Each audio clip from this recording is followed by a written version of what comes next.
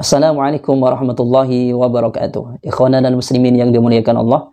Pada kesempatan kali ini kita akan membahas tentang bagaimana misalnya kita itu pergi ke rumahnya teman kita atau pergi ke rumah sanak famili kita.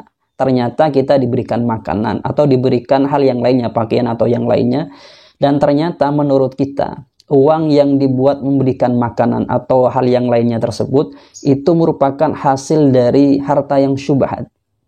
Atau misalnya ada teman yang menyambangi kita, kemudian dia memberikan buah tangan pada kita atau oleh-oleh pada kita atau bingkisan kepada kita. Dan uangnya juga kita kasuskan sama, yaitu uang yang dibuat membeli barang ini atau makanan ini adalah dari uang harta syubhat. Lah bagaimana sikap kita? Untuk masalah syubhatnya dari mana? Teman-teman nanti bisa menganalogikan sendiri, bisa menggambarkan sendiri. Sebenarnya kalau saya lihat kasus atau penjelasan ini tuh banyak diterangkan di kitab-kitab. Akan tetapi saya pada kesempatan kali ini atau pada kali ini saya akan coba menjelaskan dari kitab yang menurut saya tidak begitu panjang lebar di dalam menjelaskannya sehingga nanti mudah dipaham oleh teman-teman. Yaitu saya mengambil di kitab Nihayatul Muhtaj ila Syarhin Minhaj. Di sini mengutip pendapatnya Imam Ghazali. Di sini dikatakan bahwasanya ketika kita menghadapi kasus misalnya kita diberikan harta atau makanan oleh seseorang yang menurut kita itu adalah dari uang yang syubhat, maka bagaimana? Menurut di dalam kitab Nihayatul Muhtaj ila Syarhin Minhaj yang mengutip pendapatnya Imam Ghazali, di sini dikatakan qala al-Ghazali falau kana fi mali ahadihima syubhatun wa da'ahu lil akli minhu. Di sini digambarkan ketika ada dua orang yang berkumpul atau ketika ada dua orang kemudian salah satu harta yang ada pada mereka itu adalah harta yang syubhat. Kemudian temannya ini mengundangnya, kalau kita bahasakan itu diajak untuk makan atau seperti apa yang memang misalnya kedua orang ini bertemu kemudian melakukan perbincangan kemudian memakan atau memberikan satu hadiah. Maka bagaimana?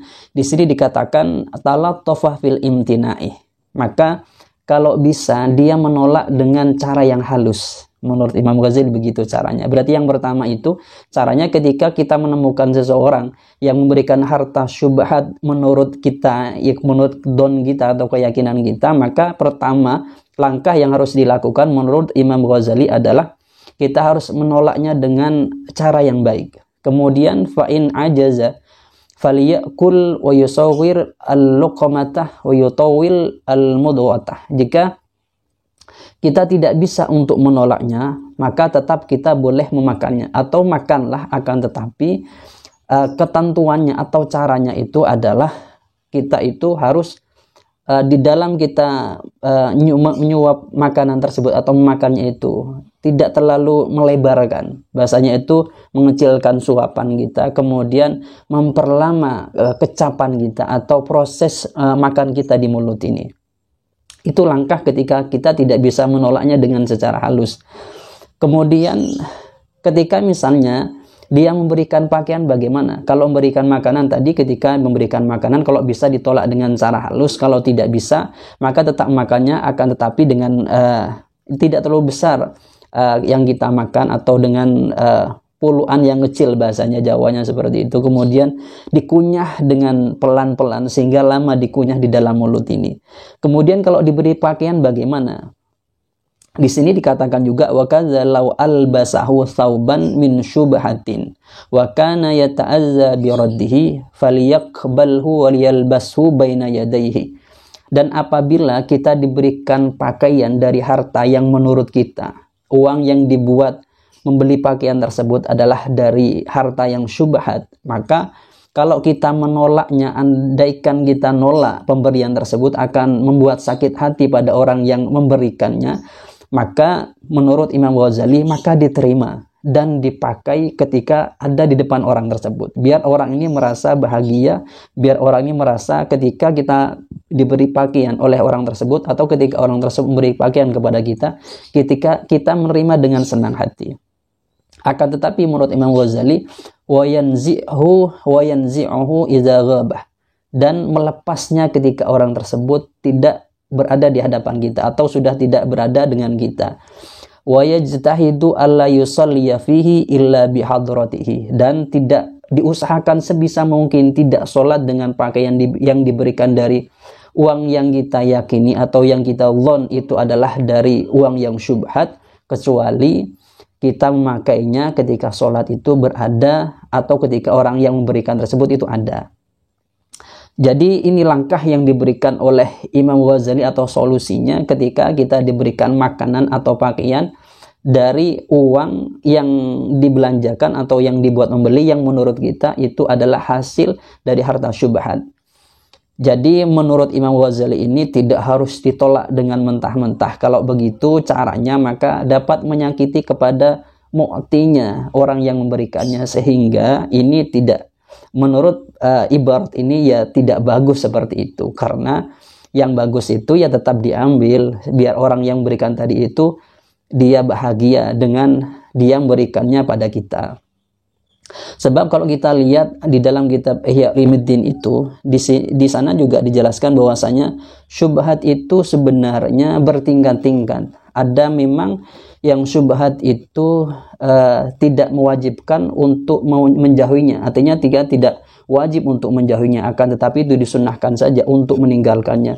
Ada yang memang kita disunnahkan untuk meninggalkannya, dan ini masuk nanti kepada, atau yang wajib ya, yang wajib untuk meninggalkannya, ini masuk nanti pada perkara yang diharamkan. Kemudian ada yang memang dimakruhkan untuk meninggalkannya. Ini masuk nanti kepada, ya berarti diperbolehkan seperti itu. Seperti di dalam kitab Ihya, di sini ada ibarat yang dijelaskan oleh Imam Ghazali, wa amma darajatus tsaniyatuh fa amsilatuha kullu syubhatin la tujibu ijtinabaha walakin yustahabbu ijtinabuha.